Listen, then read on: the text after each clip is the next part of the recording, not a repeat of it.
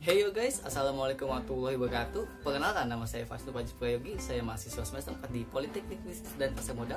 Saya mengambil jurusan akuntansi konsentrasi pasar modal.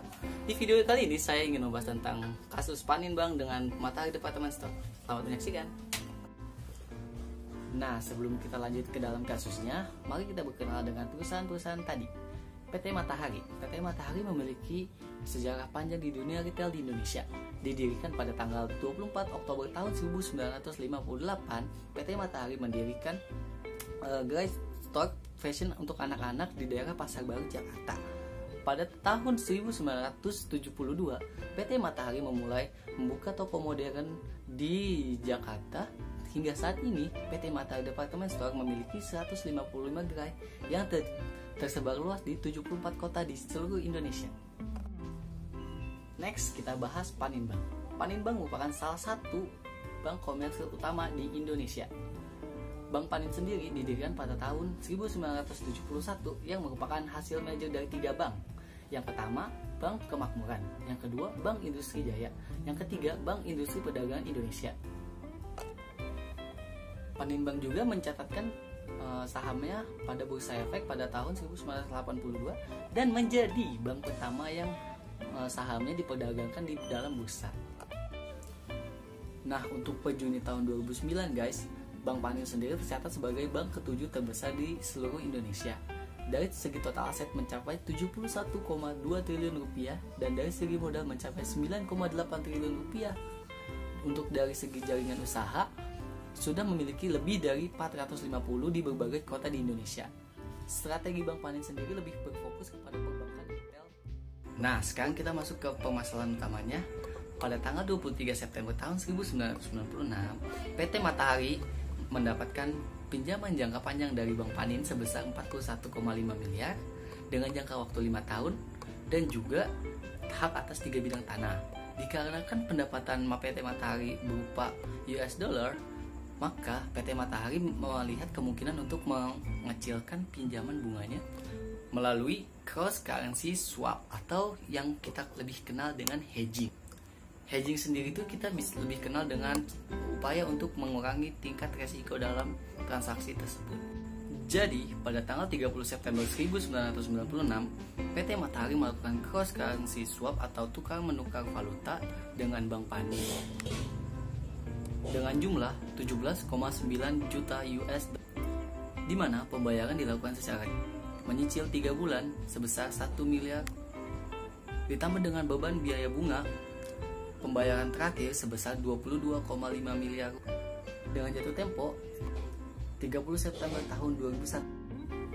Jadi, PT Matahari berkewajiban menyerahkan uang sejumlah 17,9 juta US dollar kepada Bank Panin yang dibayarkan secara cicilan selama 3 bulan dengan nominal 431,406 US dollar dan ditambah dengan beban bunga sebesar 10,65% dengan pembayaran cicilan terakhir sebesar 9 juta 600 sebesar 9 juta 706,643 juta US dollar. Sejak terjadinya krisis pada pertengahan tahun 1997, PT Matahari mulai kesulitan untuk membayarkan kewajibannya kepada Bank Panin. Dikarenakan pendapatan sewa dari PT Matahari sendiri bukan melalui tukar menukar valuta asing.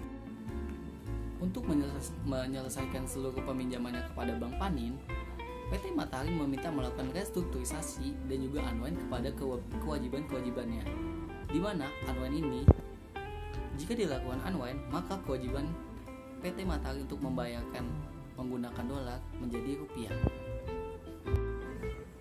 Pada akhir bulan Juni tahun 2001, dicapailah kesepakatan untuk melakukan restrukturisasi kepada kewajiban-kewajiban PT Matahari. Adapun kesepakatan itu sebagai berikut. 1. Selambatnya 20% dibayarkan sebelum tanggal 29 Juni tahun 2002 kepada Bank Panin.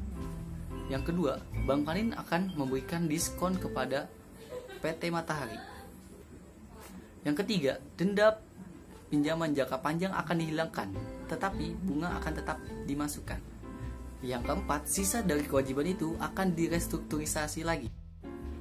Karena PT Matahari tidak dapat memenuhi kewajibannya, maka dengan ini PT Panin meminta permohonan eksekusi hak tanggungan, tetapi dari pihak PT Matahari mengajukan untuk bantahannya.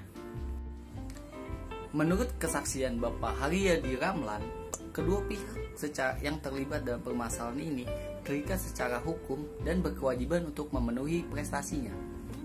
Selanjutnya, mengenai perjanjian yang ditandatangani oleh kedua belah pihak membuktikan bahwa adanya jadwal pembayaran yang harus dilakukan oleh PT Matahari sendiri. Berdasarkan pasal 1338 ayat 1 KUH Perdata, bahwa perjanjian tersebut adalah sah adanya. Oleh karena itu, kedua belah pihak, baik dari pihak Panin maupun Matahari, terikat secara klausul tersebut. Kesimpulan yang saya ambil dari kasus ini adalah yang pertama, PT Matahari berusaha meringankan bunga pinjaman rupiahnya dengan melakukan transaksi cross currency swap atau hedging. Yang kedua, PT Matahari telah melakukan tindakan yang one prestasi dengan tidak melaksanakan kewajiban yang telah ditandatangani oleh kedua belah pihak. Dan untuk Bank Panin sendiri berhak untuk melaksanakan secara hukum karena itu telah menjadi haknya. Terima kasih. Oke guys, segitu dulu video dari saya. Mohon maaf jika ada kekurangan. Saya pamit undur diri. Jangan lupa like, comment, subscribe ke channel Mams ini, karena bakal ada video-video menarik lainnya dan juga tentu saja informasi-informasi tentang pembelajaran yang penting untuk kalian. So, jangan kemana-mana, stay tune di channel ini.